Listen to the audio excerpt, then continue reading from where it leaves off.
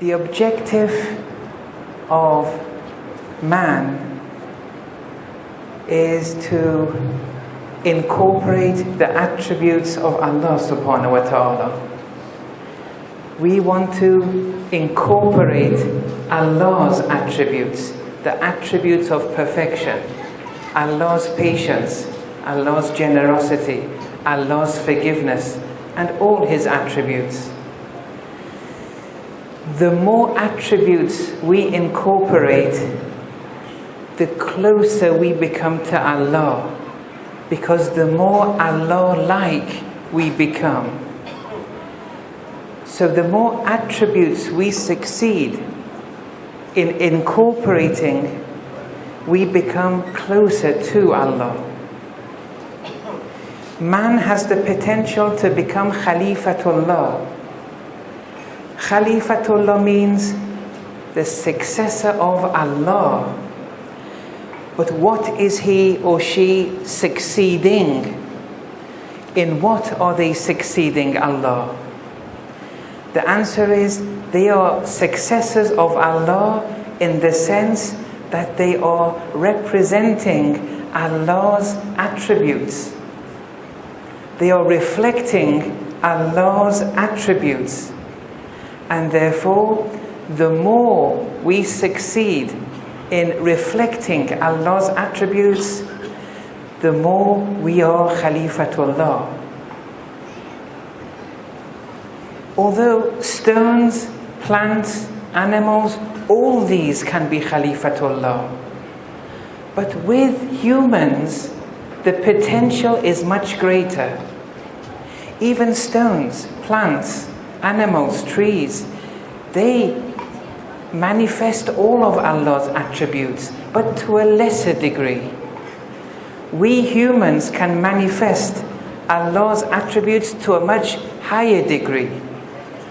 But whatever creature there is, it manifests all of Allah's attributes, because Allah doesn't sleep in relation to any given creation. So the difference with humans compared to plants and stones and animals is that humans can reflect and manifest Allah's attributes at a much higher level. But God forbid, if man's reflecting of Allah's attributes becomes very low, the Quran says men can be even worse than animals. When does that happen? It's when humans manifest Allah's attributes less than even animals. So that is our potential. That's what men and women can be. They have a potential to manifesting Allah's attributes maximally, to a degree that other creatures cannot attain to.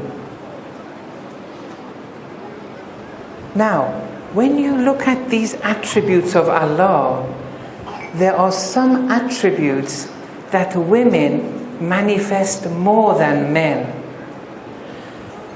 And there are some attributes that men, some of Allah's attributes where men manifest more than women.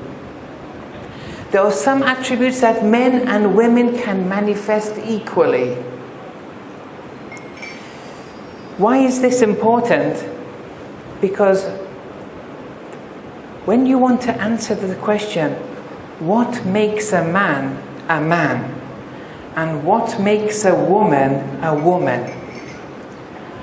what does the woman's identity lie in? What is the essence and identity of the man? Sometimes, to answer that question, it's a function of one's anatomy, whether you're male or female. That's for the doctors.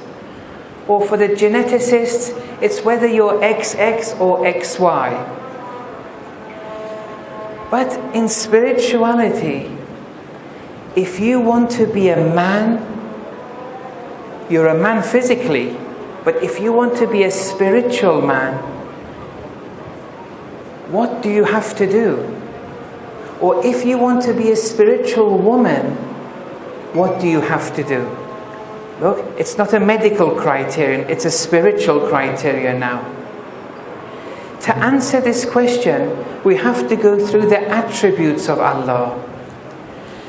Anthropologically, wherever you are, whichever tribe or civilization, from the Amazon to Dar es Salaam to America, everywhere you go, there are some attributes that the women of that tribe or civilization manifest more than the man.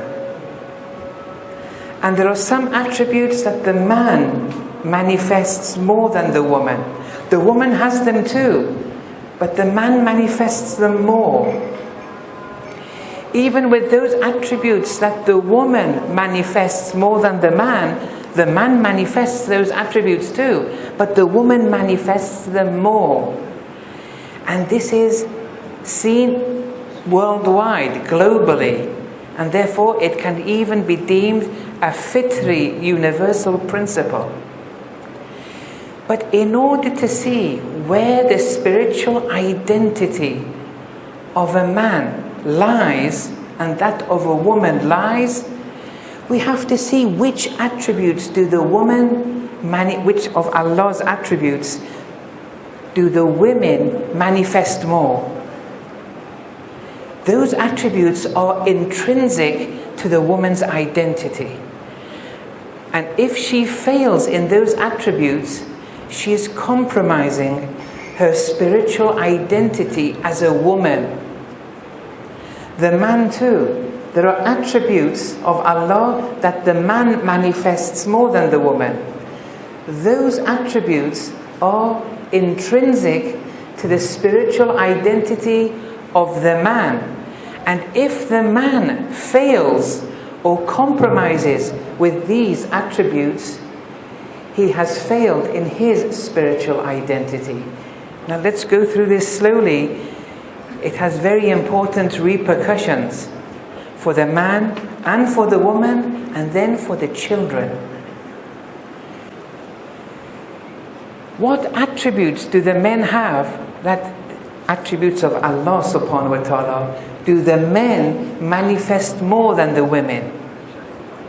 One of Allah's attributes is Al-Qawi, the all-strong, or Ar-Razzaq, the all-providing, the all-sustaining. Women also have strength, and they have that degree of sustainment and sustaining. But the man's strength is more. This attribute of Allah, the man manifests more than the woman. The woman has it too, but the man manifests it more.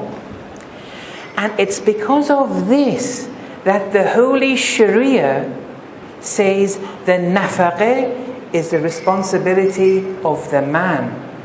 Because with the man's strength and sustaining abilities, which is more than that of the woman, here it's befitting for the man that the man exerts his strength and sustaining to provide the nafaqah. So the nafaqah, the provision of food, shelter, clothing and other traveling expenses and other things, the maintenance costs, the basic expenses, the man has to work for. Now, here, imagine a man doesn't manifest these attributes of strength and sustaining. What happens here? Amirul Mu'mineen alayhi salam, even though it wasn't binding upon him with all his different functions as an imam that he had to do, he still exerted a lot of effort and strength in digging wells. He didn't have to. It wasn't wajib. But he did the most excruciating of tasks. Why? You see? These attributes of Al-Qawi, Ar-Razzaq, the man manifests more. These attributes of Allah is essential to the male spiritual identity. This is what makes a man a man.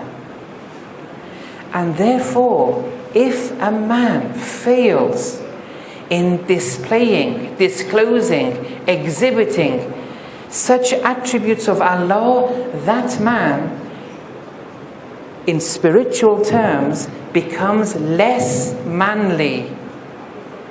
Look, just pay attention here. His anatomy doesn't change. He's still a man according to his anatomy. He's still a man according to his genetics. Spirituality-wise, if he compromises or fails in manifesting those attributes of Allah which are specific to the man, and the man can manifest more when compared to the woman, if he fails, he's becoming less and less of a man. To paraphrase or to rephrase, he's becoming more and more, in spirituality terms, he's becoming more and more woman-like. Not according to his genetics and anatomy, his spirituality. Why is such a man becoming more and more woman-like? Because he's compromised with manifesting those attributes of Allah that the man can manifest more than the woman. So, for example, if you are a man and you have these chores which require your strength and sustaining, you have other people do it for you. You have to be careful. You have to be careful here. It's nothing wrong with having aides to help you out, but you also have to disclose, manifest these attributes of Al-Qawi in person yourself, like Amirul Mu'mineen alayhi salam. Don't compromise with manifesting these attributes of Allah, otherwise you become more and more woman-like in spirituality terms. And that has one very serious side effect. I'll come to that in a minute. The same with the woman. There are some attributes of the woman, some attributes of Allah that the woman manifests more than the man. The man manifests them too, but the woman manifests them more. Those attributes of Allah are intrinsic to the female spiritual identity. It's what makes them female, truly. If they manifest these attributes, which the man cannot manifest to this degree. What are those attributes? One is Ar-Rabb, Rububiyyah. Allah is all nurturing. The woman's capacity to manifest nurturing is much more than the man. Imam Khomeini, in one of his speeches, says that the nurturing that a woman does over one night to a child is more than that which a responsible father does over 10 years. Only an arif can speak like that. The man also nurtures, but the woman's nurturing potential is something else. They have a womb. Even biologically you can tell this, that her potential for nurturing is much greater. Although I don't want to limit nurturing only to children, but this is the maximum specific application and mistaq of nurturing. That's one attribute. Another attribute that the woman manifests more than the man is Allah's Rahmaniyya, her mercifulness. She manifests more mercy than men. Here, this Rahmaniyya that the woman manifests is something that similar to her Rububiyyah and nurturing capacity, she shouldn't compromise with these. If she compromises, if the woman compromises with manifesting attributes of rububiyyah, of nurturing, and rahmaniyah, that woman, in spirituality terms, is becoming less and less of a woman. Not genetically, not anatomically, in spirituality terms. In Khalifatullahi terms, they're becoming less and less a woman. And to paraphrase or to rephrase, she's becoming more and more manly spirituality-wise. Another attribute that the woman manifests is Allah's jamal and beauty. She shouldn't compromise with that at home when she's with the mahrams, with her husband. She has to adorn herself, manifest her beauty. And that's why in the Holy Sharia it says for the women to adorn themselves inside the house. Even if it's wearing a necklace. It's not normal for a man to tell the woman not to adorn oneself. The man has a problem. And if the woman doesn't express and manifest her beauty in the home, it's a problem. Now, if the woman compromises with manifesting these three attributes, Allah's rububiyyah, nurturing, Allah's rahmaniyah, mercy, Allah's jamal, beauty, if she doesn't manifest these in spirituality terms, she becomes less and less of a woman and more a man. Now, why am I going through this route? Where are we getting to? Actually, the conclusion is very important. When you want to counsel a married couple who come for certain problems, or they want to get advice from a local sheikh, the sheikh first has to differentiate. And even married couples themselves, they themselves have to evaluate honestly for themselves.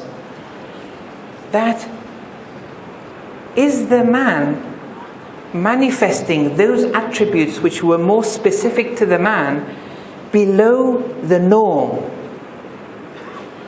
If that's the case, the man is becoming more and more womanly. What does that mean? It means this marriage, in spirituality terms, is homosexual in nature. Not homosexual in the fiqhi sense, in the spirituality sense, because the man has failed in his manifesting those attributes of Allah which were specific to the man. He's becoming more of a woman. So the marriage in spirituality terms is between two women.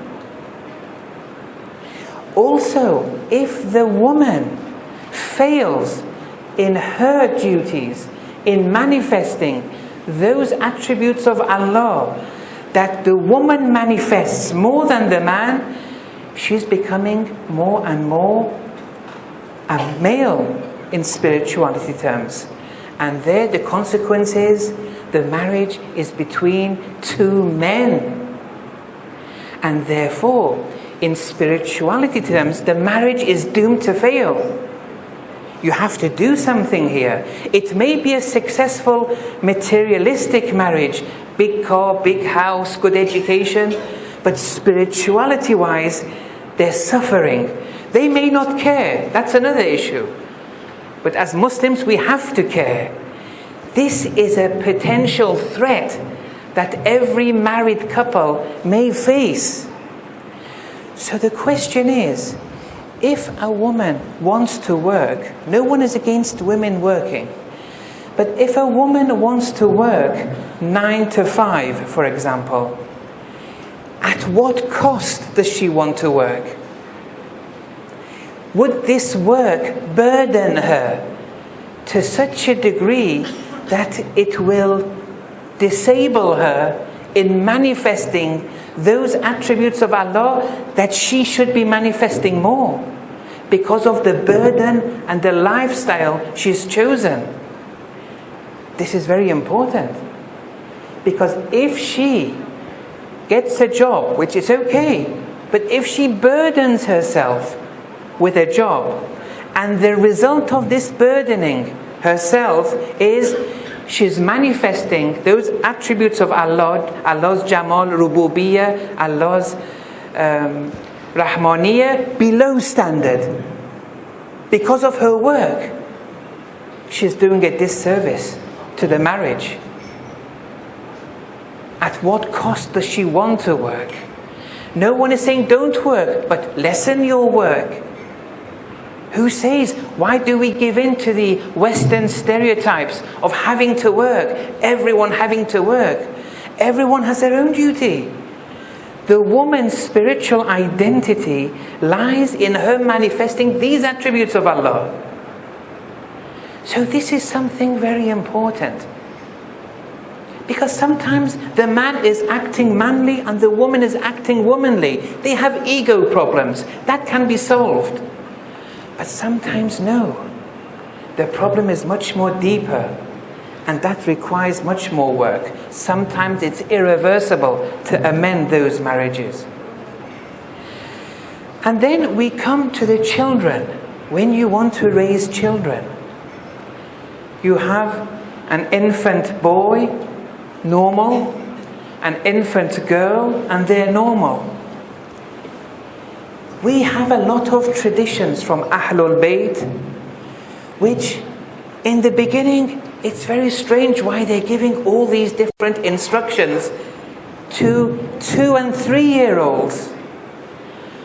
For example, if you have a 2- or 3-year-old son, the hadith discourages the woman, the mother, or any other female member in bathing the 2- or 3-year-old son.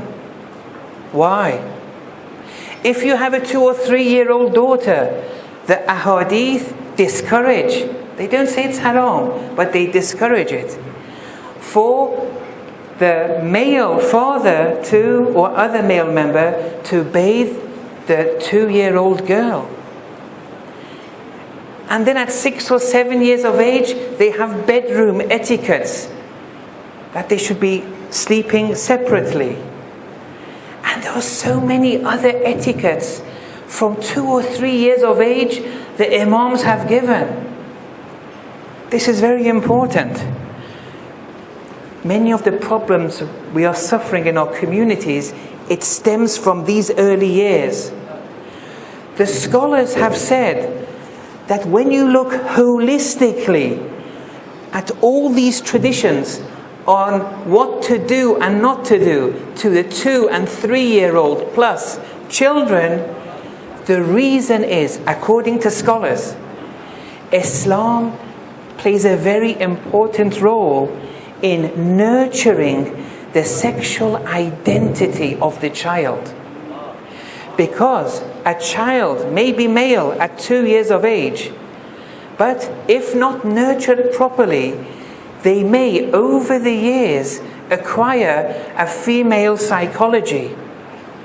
They're male, genetically and anatomically, but since you didn't observe the particular etiquettes that you had to do, you sent the wrong signals. And then the boy acquired a female psychology.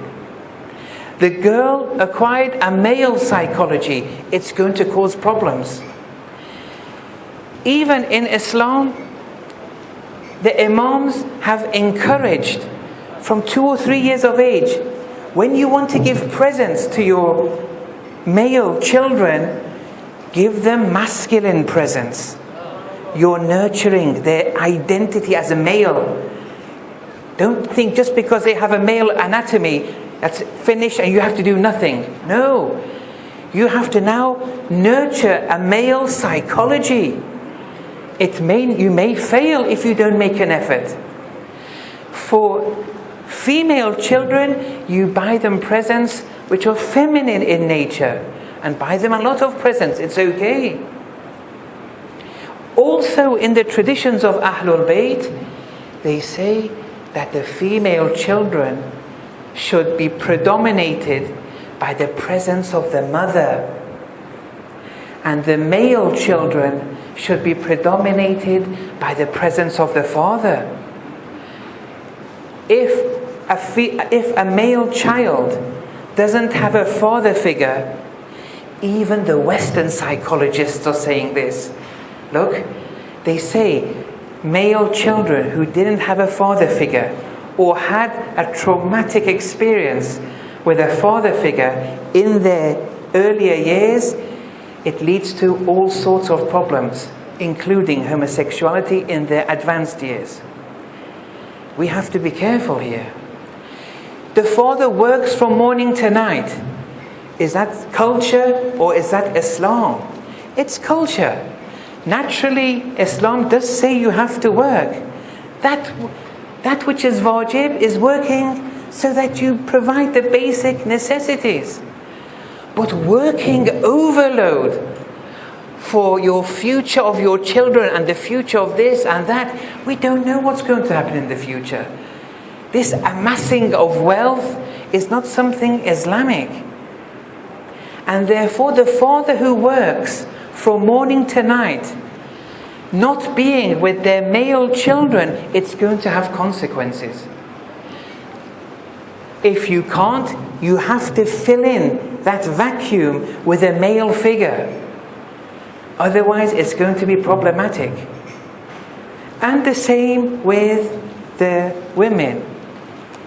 If we fail in this regard, the problem will be that the children will be brought up with a normal anatomy as they were born with normal genetics as they were born with, but the psychology, their gender may alter.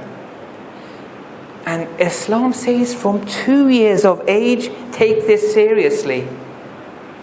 Because the biological, hormonal changes of the body, it doesn't start at puberty. It maximizes at puberty. But it's in the making, even from 2 or 3 years of age. So we have to relook those traditions of Ahlul Bayt, which gives us these etiquettes in relation to 2-year-olds and 3-year-olds, and we have to practice them more.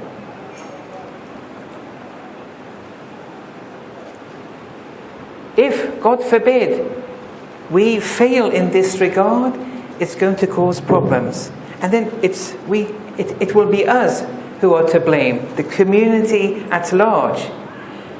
You may be surprised. There are many individuals, even Khojas, who have serious problems and they're embarrassed to come out. Look, some people, God forbid, don't do salat. It's a sin. Some people don't fast. It's a sin. Some people, God forbid, may drink alcohol. It's a sin.